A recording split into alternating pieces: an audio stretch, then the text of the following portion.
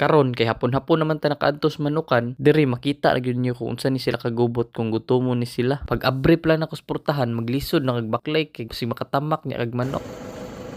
Tirada, boss. Atong tirada ron pakaon tag manok kay nabantayan man ako ng silang ipanggutom kay pagduol pa lang nako gisugat na din ko na nila tanan sa portahan. Pero usa sa nako ni sila pakanon, ako asa susihon kung nabay pagkaon ang ilang pagkaonan og tubig ang ilang imnanan. Pagtan-aw nako wala namang gisulod tanan, kuha na din na silang gipsugdan og pakaon. Lahi ra gyud mga manok nga naanad og tao. Kay ug makakita gyud na sila og tao nga nagdalag pagkaon, sundon-sundon yo gana nila. Mao nang ug naamoy mga manok sa inyo ha. Ihap-ihap pa gyud na daan ini magpakaon mo kay basig abot sa hapon ana gamay na lang mabilin ana nila kaning mga manok diri pids ang kinaon na nila matod pa nila og pids ang kinaon sa imong manok dali ra gyud na sila uhawon kay init daw ng pids sa ilang tiyan mao nang og feeds gani kinaon na inyong mga manok sama aning amua dapat from time to time i-check yun na inyo ilang tubig kay dali ra kay na mahurot dali ra kay nahurot ang feeds nga naa sa sulod anang balde nga gamay nga kung gidala kay perti mang daghana ana nila before ni sila gidala diri sa likod sa balay ra gyud namo ni sila ginapadako halos 2 months pud ni sila nakakulong sa brooder sa balay mao nang pagbalhin na mo ani nila diri perti jud ani nilang idlasa halos dili jud ni sila kailawog tao ipagpakauno nimo sila kay nahuman naman tag butang og pagkaon silang kananan kani na pong sudlanan silang tubig atong iandam every time mag-ilis kag tubig para sa imong mga manok dapat imuha gyud nang hugasan tanan-tanan og mahimo imuha gyud nang sabunan kana lang ako wala ko nagisabunan kay nagdali-dali ko ana kay napakoy laing trabahoon sa balay kani mga tubiga pure lang gyud nga tubig akong gibutang kay nakalimot kog dalag vitamins para ani nila ug maghuhugas yan ikanang imnanan sa imong mga manok kung naa kay brush